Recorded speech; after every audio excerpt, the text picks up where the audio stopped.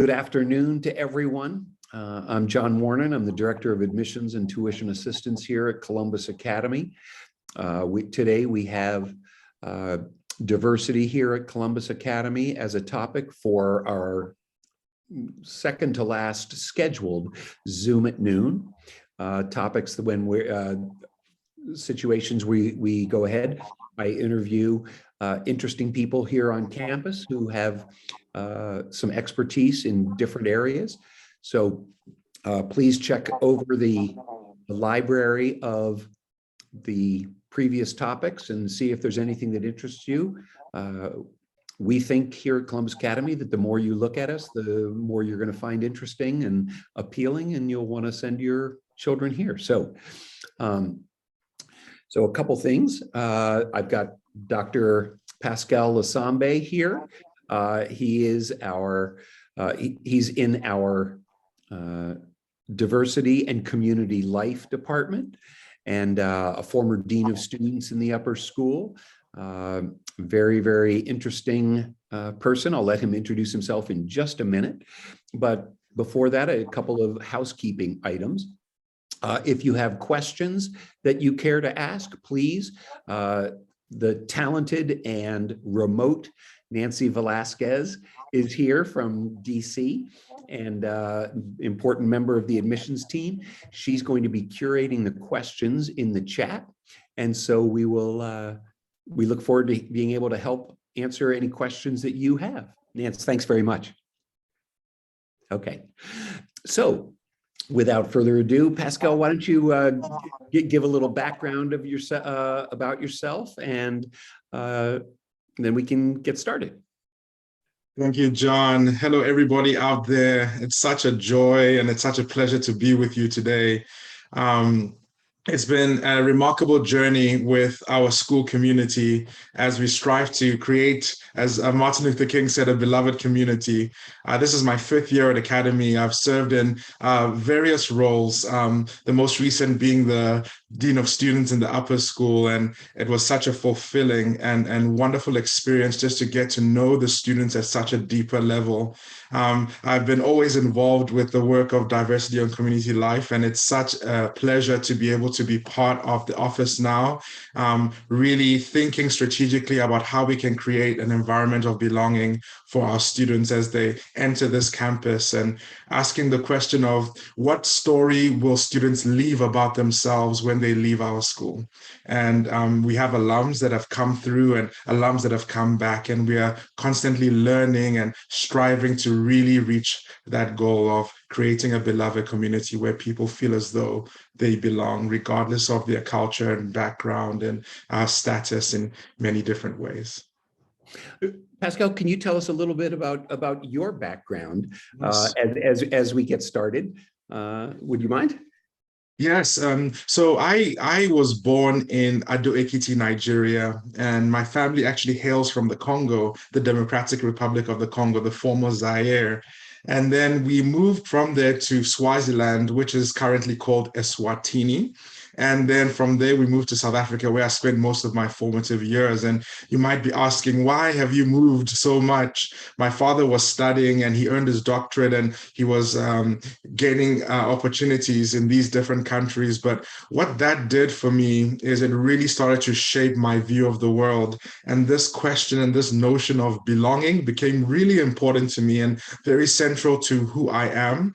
And as a result, I'm so passionate about this work, along with the leadership team, always talking about how we can make schools a place where we can foster a sense of belonging, where students feel valued, they feel supported, they feel as though this is an environment they can truly thrive. So just a brief insight into my journey. And then I entered independent schools. I'm a scientist by training, but also started to study the social sciences as well.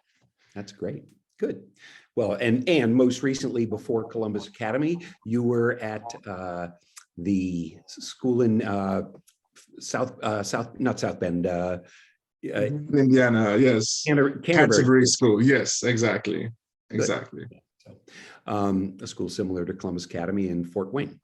Yes. So, well, Pascal, if you could talk just a little bit in general terms about the philosophy of the Department of Community or of Diversity and Community Life, it would be helpful. And I know it is about belonging, but maybe talk a little bit about how that, we have 15 grades here at Columbus Academy, all the way from the Explorers program up through seniors in high school. So along with the talk about the philosophy, maybe you can share how that looks a little different in each of the different divisions.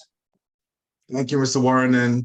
You know, every time I walk into a school like Columbus Academy, that is 3-year-old till 12th grade, I start to ask the question, what grounds this institution across the grades?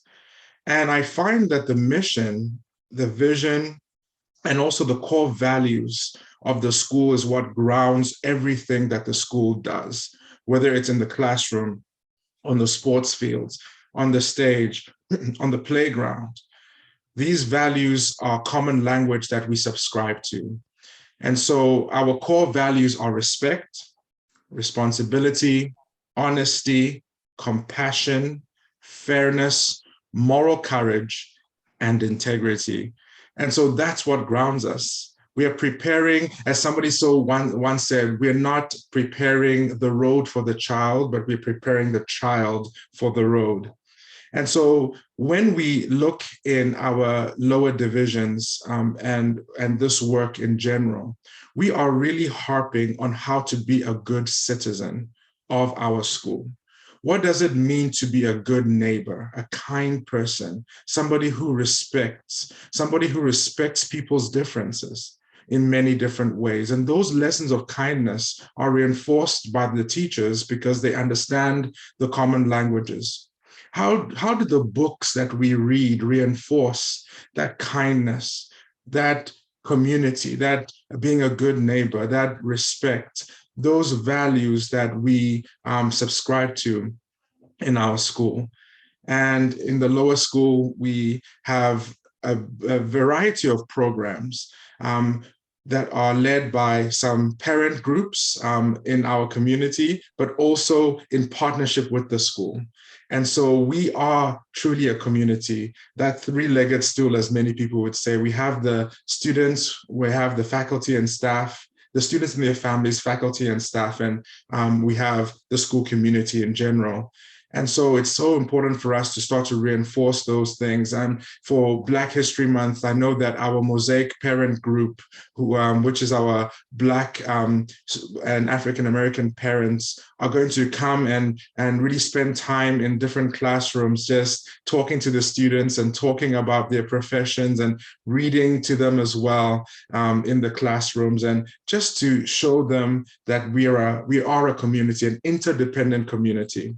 Yeah. For Chinese New Year. Oh, sorry, go ahead, please. I was just going to say, for Chinese New Year, we actually, and I may be jumping into what you were saying, is 2 weeks ago, we were having a Saturday afternoon or Saturday morning screening for our Explorers program, our 3-year-old program. And as we were leaving, many Chinese parents were coming in and decorating all over the school, not just the lower school, but they were decorating for Lunar New Year, for Chinese New Year. So I'm sorry to interrupt it, because it feels like I'm going the same place that you were. You were. Great minds think alike, John. So that's awesome. So we have a very active, the East Asian parent group, the South Asian parent group are very active. And shortly we'll be celebrating Diwali and Holi and all those holidays. And they have a robust program planned for the students and the community alike. We are planning some programming around neurodiversity, especially students that have learning differences, and how we can start to align with different commemorative parts of the calendar and raise awareness as to how we as a community show respect and compassion and courage in that sphere as well. And so this is truly a community where we have different aspects of our community really working together. Somebody said to me once, if you can imagine a wheel that has different cutouts of different shapes. in order for that wheel to move purposefully and properly down the road, maybe, each person, each group plugs in and plays a specific and role in ensuring that wheel is able to move. And we are a community. We are here for each other. We celebrate our differences, but also affirm and recognize our shared humanity as well. In the middle school, we have robust planning around the different commemorative months. We have what are called affinity groups. Some people might think of the business sector, you might think of resource groups, where we create a community within a community where kids can just talk about some of the things that they are going through and process different things, but also find ways to celebrate their diversity and also illustrate how different cultural ways of being are. And so that programming is so tremendous, and the students work so hard, the faculty work so hard. In the upper school, we have community conversations. If you can understand that, we are people that bring different narratives from the world into our school. And we are an educational institution, so we start to process it together and really and value the different voices and perspectives on that as well. And so we have our affinity group program, our commemorative months program that is present as well. And it's so robust, and it's so exciting to see the kids really be intentional in those spaces. Well, it occurs to me, and going back to the lower school piece, back in early October, during Hispanic Awareness Month, which actually spans, if I remember correctly, half of September and half of October, that the parents of some lower school families, parents, came in and set up this was when we were quite nervous about COVID. So they went out to our outdoor learning center and opened up all the doors. And for those of you who haven't been out there, which probably includes many of our guests today, it actually has doors on each side. The four sides of the building all open up into with huge doors, so good airflow. And the parents set up a tortilla making operation, and so they had all the kids out. And I know that Pascal, maybe you can comment, because perhaps food is, in terms of where we all are, food may be a bit lower on the diversity, let's celebrate diversity sort of continuum, but it gets you, again, these are lower schoolers, so we're working our way into it. I know that you're the panelist and I'm the host today, but I'm going to go ahead and say, if we compare that, again, just the cultural piece, then we celebrated Martin Luther King's birthday in the high school a little bit differently. And you can talk more about that, Pascal, because you were involved in the planning.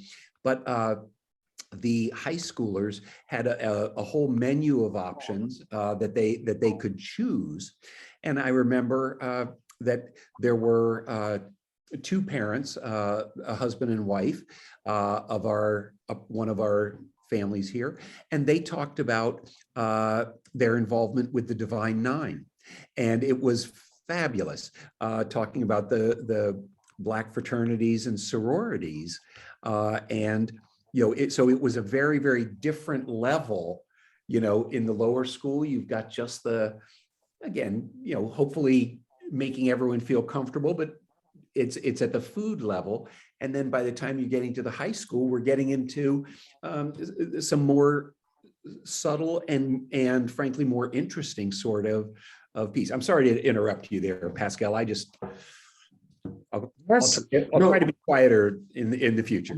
no, John, as somebody who is involved with these different celebrations, you see the school in all its glory. And it's true, in a few months, we're going to start planning Hispanic Heritage Month with all our parents and students as well.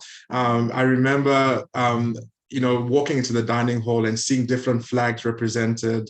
I remember on I think it was homecoming, they set up a booth at the soccer field, and I got a wonderful scarf because football or soccer is such a central aspect of their community and culture. And as a result, we embraced that and celebrated that. As you talked about the food in the outdoor learning center, etc. And so one of the things that we are very intentional about and very thoughtful about is, as you were alluding to, that developmental progression of the work that we do. When we are younger, we recognize that at a certain level, students' identities become really important to them. That is why reinforcing and exposing them to difference in the form of food, in the form of different games, in the form of sports, in the forms of different aspects of different cultures is so important, so that they can see the richness of diversity. Then as they get older, they start to latch on to different narratives, societal narratives that allow us to start to create a structure, really reinforce respect, the difference between a debate and a dialogue, the difference between understanding certain values and beliefs and accepting that we don't know everything there is to know about somebody when we encounter them. So that complexity of thought is why we have what we call community cafes, where we model respective dialogue, civil dialogue and civil discourse, so that when they leave our school, they will have the skills and tools to be able to showcase that and be leaders on that front as well. In our middle school, we also talk about how do we develop leaders, not only leaders who will be apart from the community, but leaders within their spheres of friendship. How do you start to stand up for what you believe is right in terms of respect and in terms of creating a beloved community? So we become more explicit and intentional about that as well. And so the MLK's commemoration was one in the upper school, especially like you alluded to, where we gave different students choice as to what they would want to learn more about. We had people start to walk around the track and listen to I Have a Dream speech, walk 3 miles in celebration of the 3 miles that were walked when MLK walked on the bridge in Selma. And then we had a Divine Nine where they learned about the different fraternities and sororities, especially with regard to the HBCUs. Then there was the Dean of Students from Spelman and a representative from Morehouse College who came and spoke about their experiences of HBCUs in this present time, and as well as their history as well. We know that— wasn't there something about stepping Yes, too? and then stepping, which is a huge tradition as well, John. So as you can see, the complexity starts to emerge and allowing the students to have voice and choice in how they want to engage in this narrative and in this dialogue. It was great. It was a wonderful day, I will say. Yes. Can you talk a little bit about the affinity groups here at the school, Pascal? I know that there are religious ones, there are cultural. Talk about those, please. So, and within a larger school like ours, I guess maybe not as large as maybe our public school counterparts, we have found it important to create a smaller community within the bigger community as well. And we know that students will start to gravitate towards groups that identify with their specific identities that they hold dear. We have groups that have religious identifiers that want to start to create a community to talk about it a little bit. I happened to last year be heavily involved in our Journey 511, which is our Christian group on campus, and to see the kids discuss and talk about their faith and how they would want to create a community of kindness and love, and how they can do that within our walls, was so empowering and so special to see so many kids. And you can read the statistics that say, the subsequent generations are becoming less involved in religious life, and that is such an important component of students who attend Columbus Academy. We have a Muslim affinity group that they gather to not only talk with one another, but really start to showcase aspects of their religious faith that they hold dear, especially as we go into Ramadan or other celebrations like that. What is that? Can we hear from people who we love, who we care about, speak about their experiences?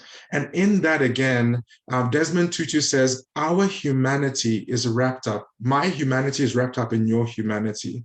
So when we humanize each other in this way, even more intentionally, we start to connect to our humanity. And because of that, we feel a responsibility and an opportunity for us not to assume, not to look at people through preconceived lenses, but because we know people individually, we can start to create that beloved community. And so our Affinity Group program, we have our BOSS group, the Black Organization of Students. We have our Hispanic Students Association. We have our East Asian Association, our South Asian, and we also have our mixed race and kids who have formed a group as well. We have Journey 511. We have the Politics Club, where different groups start to discuss different aspects of their political identities, but in a way that is so mutually affirming. Whenever I remember last year when we were heading into the season where people would be voting and election season, for those groups to come together and say, in spite of what you believe, this is how we lead out with our core values. And the presidents of that group really showed unity in their messaging in a way that, frankly, I left that thinking, we need more of this in our society. And I can't tell you how proud I am and I was of those students as they stood up and really modeled what civil discourse and dialogue could look like. One of as I hear you talking, something that is actually, it's been going on since the teens, the 19 teens, that is, and it's one of our oldest traditions here at the school, actually plays in very well with this. I'm talking, of course, about the junior speeches. Pascal, can you talk a little bit? I mean, I could talk about it, but you're the guest, and and I already went down that road, and so if you could go ahead and talk just a little bit about the junior speeches and how maybe they play out into this. Awesome. It's a big task and a big responsibility to be able to deliver a speech in front of your colleagues, of your fellow peers, and the whole upper school. So in the junior year, one of the classes that the students take is a junior speech class, where they take a topic of interest and write a speech from start to finish, and then deliver it to the whole upper school. And so this process is the most rewarding in my time in the upper school, where students get to talk about things that they are pondering, passionate about, and really move our community forward with regard to the topics. And so they are coached along the way by a phenomenal junior speech teacher, Miss Beth Wagner. She is an amazing mind, and the way she takes students from point A to point B, C, D is amazing. Actually, John, I was sitting in one of their meetings last week as a student was kind of pondering their topic, and to see the questions, to see the process, the creative process, the empowerment, the agency that those children have to take those speeches from point A to point B to point C to point D is really good. And part of being a good writer is throwing things away and saying, this might not achieve the goals that I hope for it. And some of that was there. And there's a productive struggle in that space that is really interesting and really attractive to me. And so I think it's a phenomenal graduation requirement. But as alums come back for alumni weekend, and we had a celebration last fall, and they talk about their junior speech. And it's almost like a rites of passage, but one that is well worth it. And it really does join our community. Yes. You give one, and that's a great practice, and you're standing up. Kind of what are you going to say with your, 6 or 8 minutes of airtime? But the wonderful thing is, in terms of the joining the community, is over the course of your high school career, you're going to hear 400 of these. And so you hear worldviews from, and not every single one necessarily is hitting on all of these topics. Some of the funny, vignettes, one of my favorite was Prom Date from Hell, but many of them, as you know, Pascal, are stories of struggle, stories of identity, Yes. and real inclusion pieces. Ultimately, it's good stuff. Absolutely. And I remember a faculty training. We had a professional development day, and one of the sessions, the presenter was playing junior speeches of kids that were talking about their identity, their racial identity, their gender identity, their orientation in some ways, but it allows them to move the conversation forward in our minds, because again, they're humanizing these conversations for us. They're people that we love and care about. And when they bring these topics to the table, it allows us to advance our thinking in so many different ways. So yes. Great. I'm going to quickly answer. There's one question in the chat that I just put out there. The question was, are the affinity groups for parents or students or both? Do students a part of an affinity group, do they meet during the school or outside of school? And I just mentioned that we actually have parent affinity groups separate from the student affinity groups, and that the student affinity groups meet during the school day typically. So, well, Pascal, it is 12:30. There aren't any more questions in the chat, and I know that, actually this is a very busy time for admission. So, I apologize that we're going to cut this right at 12:30. Attendees, please don't take the fact that I only answered one question to be the case that we don't want to answer questions. If you have anything to ask about, please email admissions@columbusacademy.org. We will pass your question right on to Dr. Losambe, and he will answer back. Dr. Losambe, Pascal, my good friend, thank you so much for joining us today. Wonderful to see you, and to all of you out in the attendee section, please, thank you for joining us. We hope that you'll join us for our last Zoom at noon, which is a week from today. I'm sorry, 2 weeks from today, the 28th of February. And we'll be talking with Christy Benning about community service and the community service program here at Academy. So thank you one and all. Dr. Losambe, again, we appreciate your time. Mr. Wuorinen, take care, everybody. Take care. Thank you. Bye-bye.